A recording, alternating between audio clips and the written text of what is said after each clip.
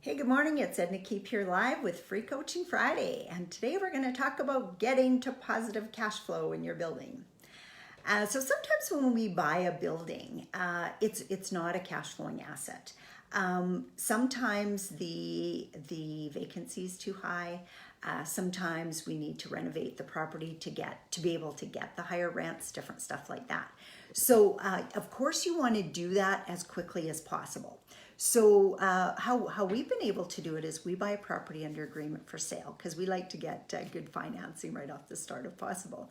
And sometimes it makes sense to buy under agreement for sale and then refinance at a higher price after we've been able to get the values up. So how we get the values up is by reducing occupancy,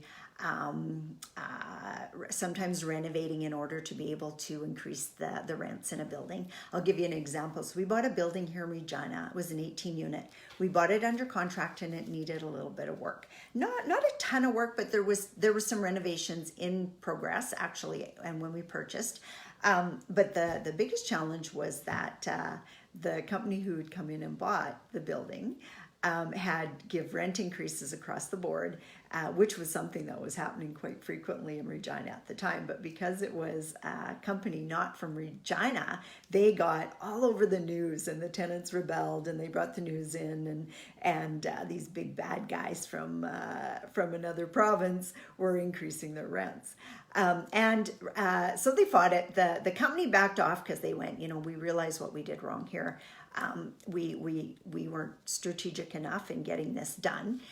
So they actually, when we found the building for sale, they approached us and they told us what we needed to do. So they said, in order to do this, you have to give a move out, give them notice to move out based on the fact that you're going to be doing renovations, and told us which units to start with. So we did that, worked exactly like it said, renovated a few of the units, got the rents up, I think it was within 6 to 9 months, something like that, and then started working on financing and just got amazing financing, really, really good rate, 5-year term through CMHC. So those are some of the things that you can do for increasing your cash flow right from day one. Now, other things that happen, okay, so as we all know, the market has not been really good in our province in the last little while, the last few years, actually, ever since we found ourselves in an overbuild situation.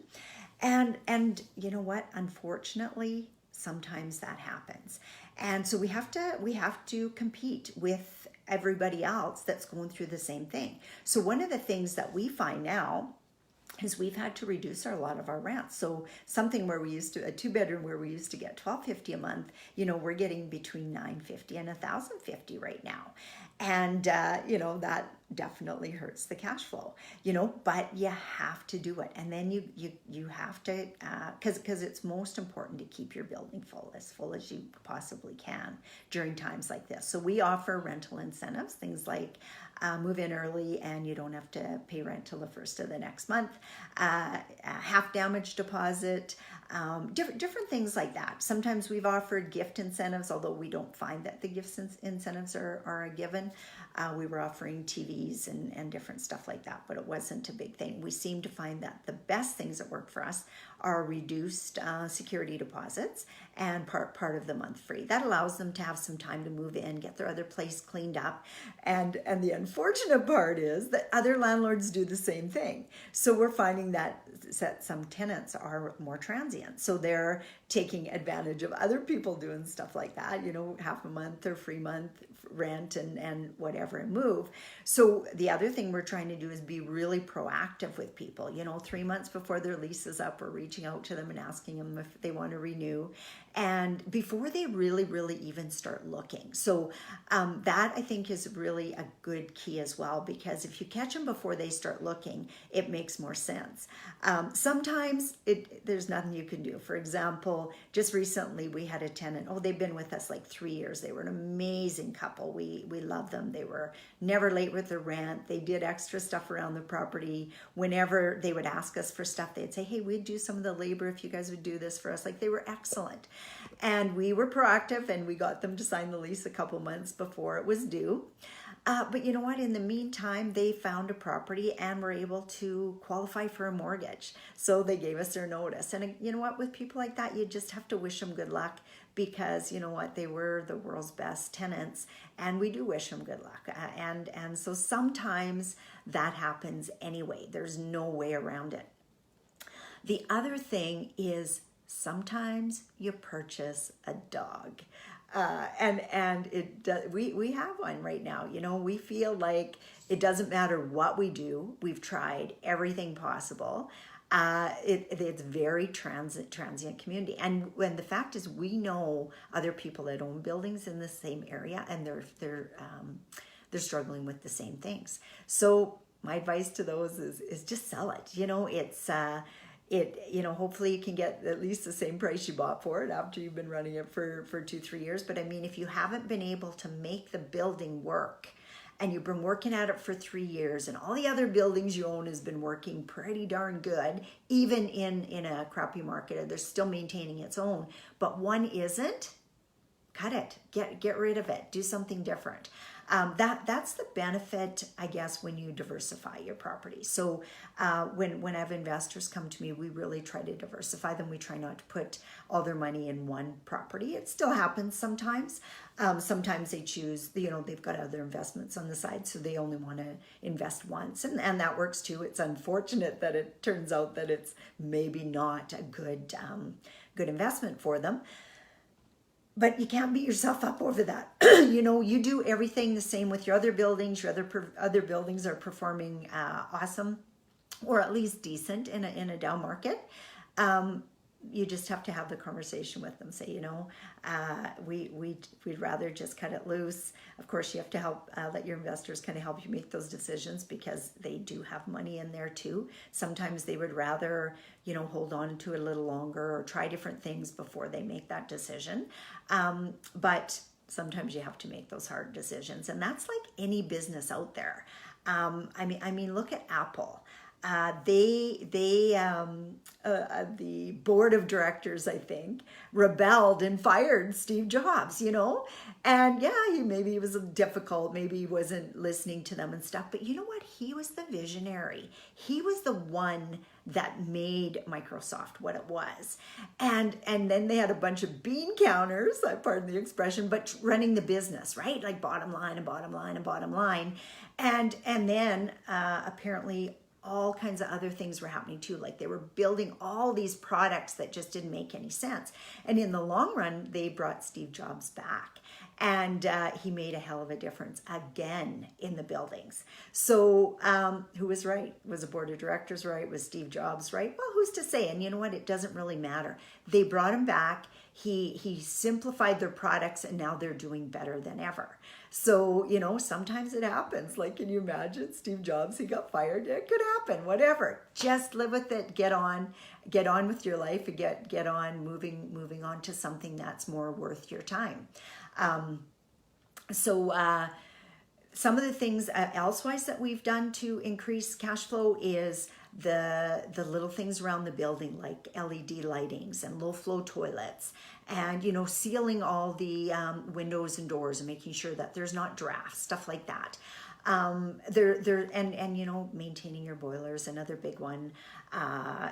One of the things that we are very proactive on is doing quarterly inspections of our properties, because it's unfortunate, but some tenants aren't used to owning their own home. They're just used to having everybody look after them. So they will dump grease down the sink. They will break screen doors. They will allow leaks to happen and don't think anything of it until it's a bad mess. So we do quarterly inspections so that we can try to offset as much of that as possible.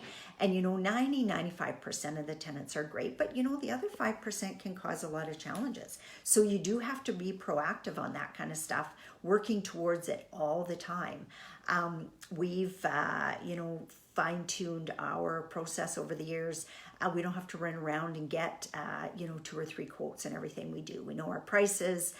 We know what's a good price to get a contractor out, and we know a good contractor versus a not so good one. And it's not always the price, that's for sure. So sometimes you just make those calls, and And you know what? Every once in a while you get burned. Sometimes, like we bought a building where the boiler was fairly new. It was only 8 years old.